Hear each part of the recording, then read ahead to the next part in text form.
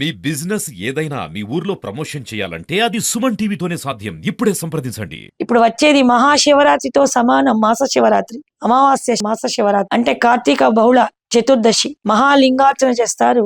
కార్తీక మాసం శివకేశవులకు సంబంధించింది కాబట్టి వైకుంఠ చతుర్దశి, ముక్కోటి ఏకాదశి, మాస శివరాత్రి మూడు కలిపి వస్తున్నటువంటి ఈ కార్తీక బహుళ చతుర్దశి రోజు 11 దీపాలు శివాలయంలో, 11 దీపాలు విష్ణు ఆలయంలో గజస్తంభం దగ్గర గాని, ఉసిరిక చెట్టు దగ్గర గాని వెలిగించిన వాళ్ళకి 1,000,000 అశ్వమేధ యాగాలు చేసేంత ఫలం వస్తుంది. కాకపోతే బాగా తిని భజగోవిందం అనకూడదు. అల్పాహారాన్ని అశక్తులైతే ఆహారం తినకుండా సాయంత్రం వరకు ఉండి, సాయంత్రం తలస్నానం చేయకూడదు ఎట్టి పరిస్థితుల్లో. ఉదయం చేసిన తలస్నానం సరిపోతుంది. ఉదయం చేసి తలస్నానం శుచి శుభ్రంగా ఉండి మళ్ళీ సాయంత్రం మలమూత్ర విసర్జన చేస్తారు కాబట్టి రోజు మళ్ళీ స్నానం చేసి శుభ్రమైన ఉతికిన వస్త్రాన్ని తీసుకొని దేవాలయ ప్రాంగణంలో ముమ్మారు ప్రదక్షిణ ఆచరణ చేసిన తర్వాత దేవతామూర్తులకు చక్కగా స్వస్తికు గాని, హోమం గాని, పద్మం గాని, గోడుగులు గాని వేసుకొని దీపాలను వరిపిండితో ముగ్గు వేసి దీపాలను చక్కగా పేర్చి ఈ కార్తీక దీపాలు వెలిగించి దీపం ముందు కూర్చొని ఆ దీపకాంతిని ప్రత్యేకంగా చూస్తున్నప్పుడు మీరు ఏ దేవతను అర్చన చేస్తున్నారో తప్పకుండా ఆ దీపంలో మీకు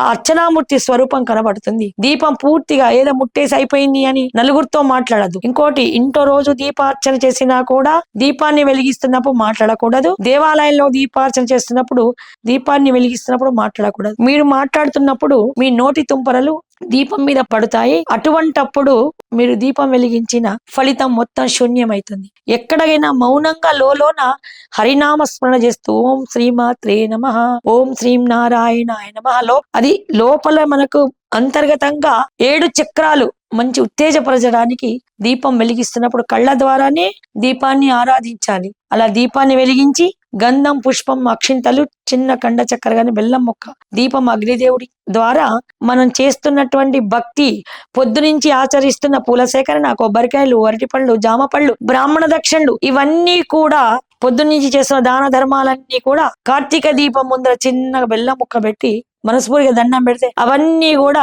అగ్ని సాక్షిగా బ్రాహ్మణ రూపంలో ఉన్న విష్ణువుకు అందుతాయి. దక్ష రూపంలో ఉన్న కుబేరునికి, మహాలక్ష్మికి దక్షిణ అందుతుంది. మన బ్యాంకులో వేసుకున్నట్టే, మనం కొత్తగా అకౌంట్ తెరిచినట్టే. బ్యాంకు ముందరికి పోయి బ్యాలెన్స్ లేకుండా, మన అకౌంట్ లేకుండా డబ్బిమ్మంటే బ్యాంకు వాళ్ళు ఇస్తారా? ఇవ్వరు. దేవుడు కూడా అంతే.